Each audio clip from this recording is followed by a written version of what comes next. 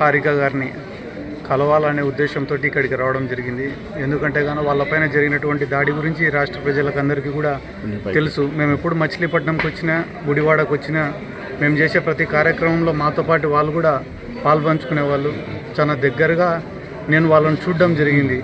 అటువంటి సౌమ్యులపైన ఈరోజు తెలుగుదేశం వాళ్ళు, కూటమి వాళ్ళు కలిసి దాడి చేయడం నిజంగానే చాలా దురదృష్టకరమైన అండ్ బ్యాడ్ ఇన్సిడెంట్ అది.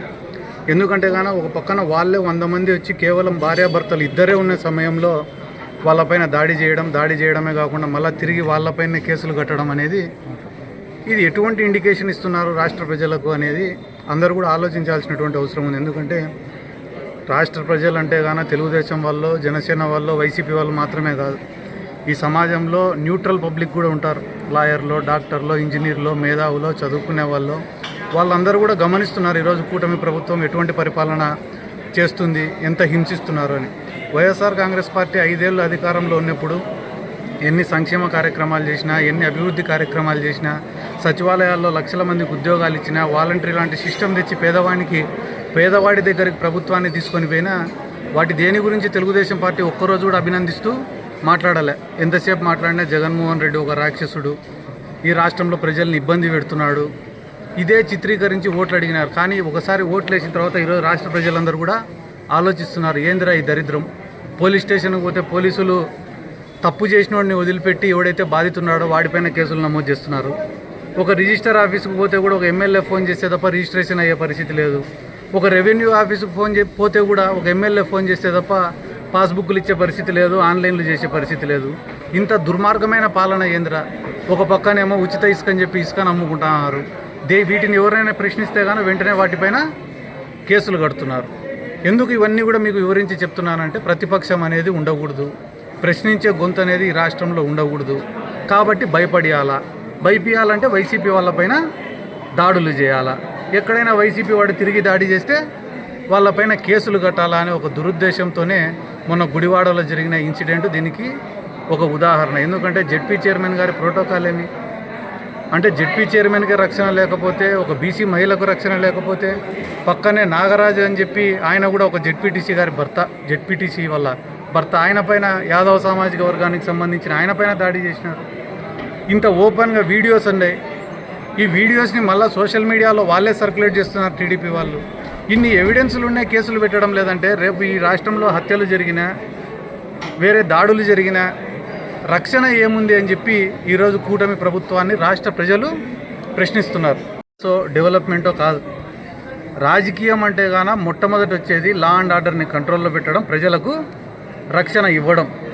వీటిలో ఈ కూటమి ప్రభుత్వం కంప్లీట్గా ఫెయిల్ అయిందని చెప్పి ఈ సందర్భంగా నేను తెలియజేసుకుంటూ, ఎప్పుడైనా ఎవరైనా ఈ రాష్ట్రంలో పోయి ఏదన్నా సంక్షేమ పథకాలు ఇచ్చిన హామీలో నెరవేర్చినారా లేదా అంటే డైవర్షన్ కోసం రోజుకు ఒక టాపిక్.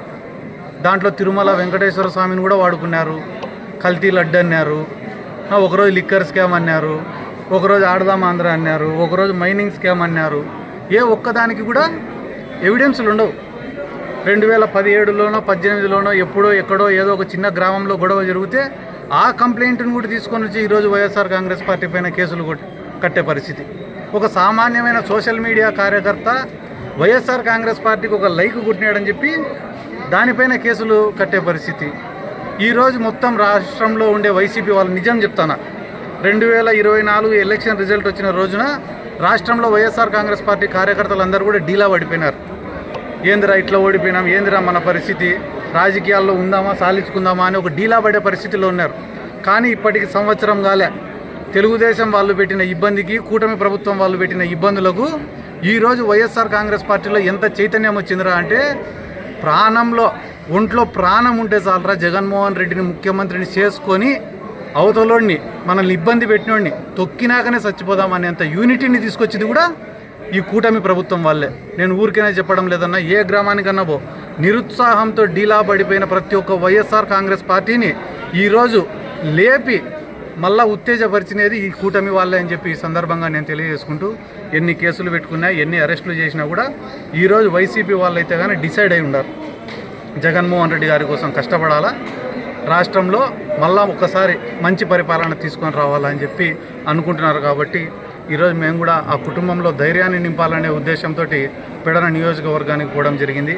వాళ్ళతో మాట్లాడిన తర్వాత నాకు కూడా సంతోషం అనిపించిన విషయం ఏమరా అంటే, మాకు ఇన్ని రోజులు సౌమ్యంగా బతికినాం కదా, మాకు పెద్ద అలవాటు లేవు ఈ గొడవలు ఈ కేసులు అన్నీ కూడా.